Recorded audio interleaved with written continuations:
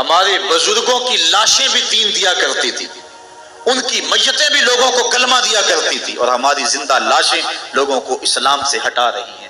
میں نے اور آپ نے اپنے رویے کو دیکھنا ہے، اپنے عمل پہ غور کرنا ہے، علماء نے اپنے منصب کو دیکھنا ہے، جو صوفیاء اعظام ہیں، مشائخ ہیں، انہوں نے اپنے منصب کو دیکھنا ہے، اور جو عوام ہیں انہوں نے اپنے منصب کو دیکھنا ہے۔ تیرے صوفے ہیں فرنگی، تیرے گالی ہیں ایرانی، خون کے آنسو رلاتی ہے جوانوں کی تن آسانی، ہر کوئی مست مئے ذوق تن آسانی ہے۔ تم مسلمان ہو یہ انداز مسلمانی ہے، حیدری فقر ہے نئے دولت عثمانی ہے، تم کو اسلاف سے کیا نسبت روحانی ہے، وہ معزز تھے زمانے میں مسلمان ہو کر، تم خار ہوئے ہو تارک قرآن ہو کر۔ ہماری ذلت، ہماری پستی، ہماری زبوحالی کی وجہ یہ ہے کہ ہم نے قرآن سے ناطہ توڑ لیا ہے۔ آئیے قرآن سے ٹوٹا ہوا ناطہ دوبارہ جوڑیں اور صحیح معنوں میں مسلمان بن جائیں۔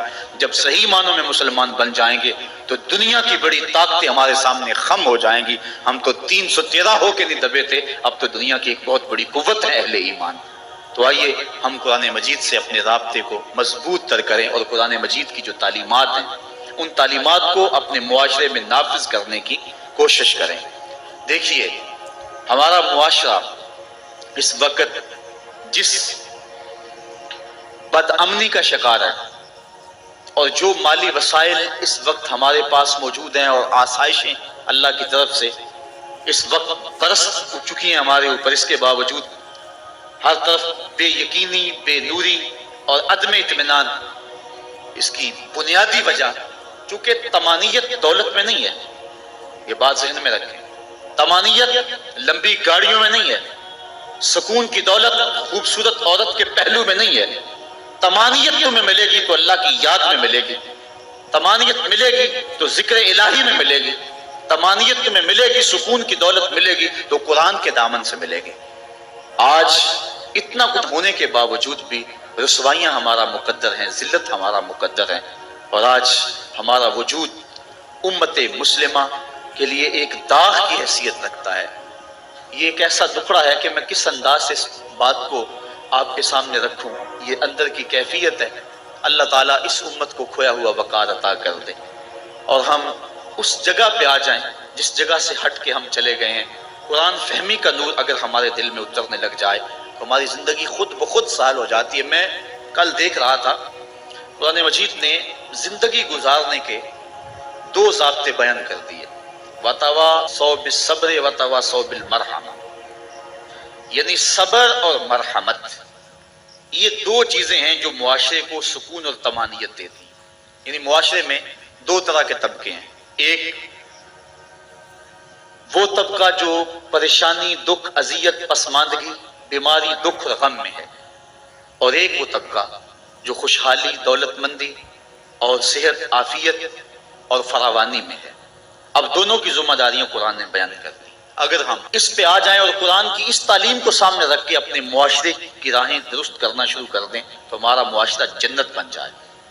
جو بیمار ہے، پریشان حال ہے، دکھی ہے، اس کو قرآن تاکید کرتا ہے تو صبر کر، اور جو خوشحال ہیں، دولت مند ہیں، صحت عافیت سے مالا مال ہیں، ان کو قرآن تاکید کرتا ہے تم رحم کھاؤ، اور اگر مصیبت زدہ صبر کی کوشش شروع کر دے، اور جس کے پاس دولتوں کی، عافیتوں کی، صحت کی فراوانی ہے، وہ دوسروں کے دکھ بانٹنا شروع کر دے، تو آپ بتائیں کہ معاشرے کے اندر کتنا حسن پیدا ہو جائے۔ لیکن ہم نے کبھی اس نظر سے دیکھا ہی نہیں۔ عید الفطر کے موقع پہ پچھلے سال اس پر مفصل گفتگو کی تھی، جو احباب وہاں موجود تھے انہیں یاد ہوگا کہ ہماری عید کیا ہوتی ہے۔ ایک طرف تو خوشیوں کے گہوارے ہیں اور دوسری طرف غم کے اندھیرے ہوتے ہیں، اور ہم عید منا رہے ہوتے ہیں۔ ہماری عید جو ہے وہ غریبوں کو، پسماندہ لوگوں کو، پریشان، دکھی اور بیماروں کو، ان کو اپنی خوشیوں میں شامل کرنے کا نام حقیقی عید یہ ہے۔ اپنی خوشیوں کو خرید لینا اور اپنی خوشیوں کا متوالا ہو جانا، یہ ایک مومن کا مزاج نہیں ہے۔ وہ دوسروں کو ساتھ لے کے چلتا ہے۔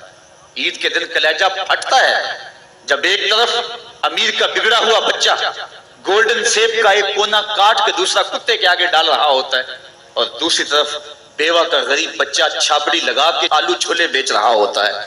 بچوں کے جذبات تو ایک جیسے ہوتے ہیں، وہ ایک طرح سے سوچتے ہیں۔ ہر بچہ بچپن میں بادشاہ ہوتا ہے، اگر امیر کا بچہ کھیلنے کو چاند مانگتا ہے تو یہ آرزو غریب کے بچے کی بھی ہوتی ہے. یہ عید کے دن بھی تفریق ہم نہیں مٹا سکتے. میں نے کرن نامی اس عورت کی مثال دی تھی کہ جس نے اپنے مزدور باپ سے کانچ کی چوڑیاں مانگی اور وہ کانچ کی چوڑیاں بھی فراہم نہ کر سکا تو اس نے خودکشی کر لی. بچی کی عمر 7 سال تھی. کیا وہ معاشرے کے کندھوں کے اوپر بوجھ نہیں ہے؟ اگر ہمسایہ بھوکا سو جائے تو نماز قبول نہیں ہوتی. اور آقا کریم نے تو یہاں تک فرمایا اپنے گوشت کی خوشبو سے ہمسائے کو تکلیف نہ دو. یا تو تھوڑا سا پانی زیادہ ڈال لو اور شوربے کی ایک پیالی ہمسایوں کے گھر بھی بھیج دو. اور اگر ایسا نہیں کر سکتے تو ایسے وقت میں وہ گوشت پکاؤ کہ ہمسائے کے بچے اگر مچل پڑے اور انہوں نے ضد کر لی اور غریب باپ ان کی ضد کو پورا نہ کر سکا تو ان کے دکھوں کا مداوع کس کے پاس ہے؟ یہ شریعت کا مزاج ہے.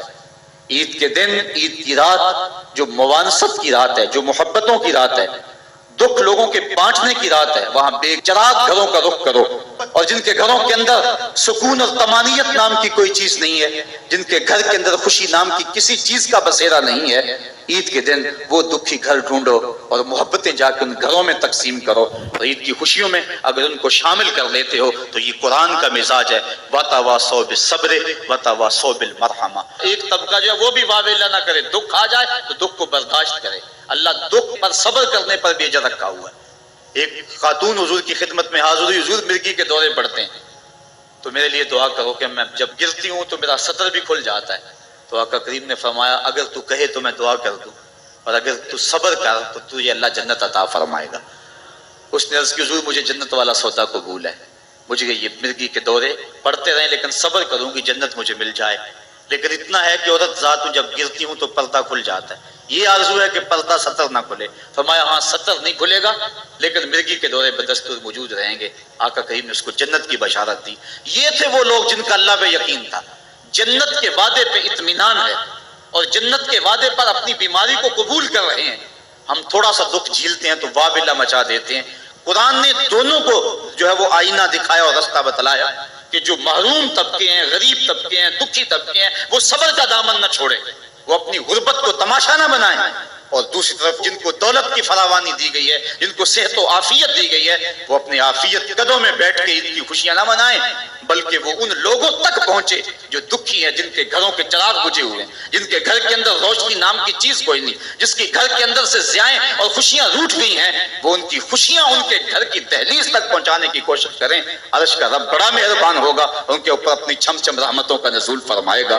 آئیے ہم عید کے روز اس عزم کا اعادہ کر کے دکھی اور مصیبت زدہ اپنے غریب رشتہ داروں کو اور اپنے معاشرے میں، اپنی گلی اور اپنے محلے میں جو دکھی لوگ ہیں ان کی اعانت کے لیے میدان میں نکلیں. یقیناً یہ بہت بڑی نیکی ہے.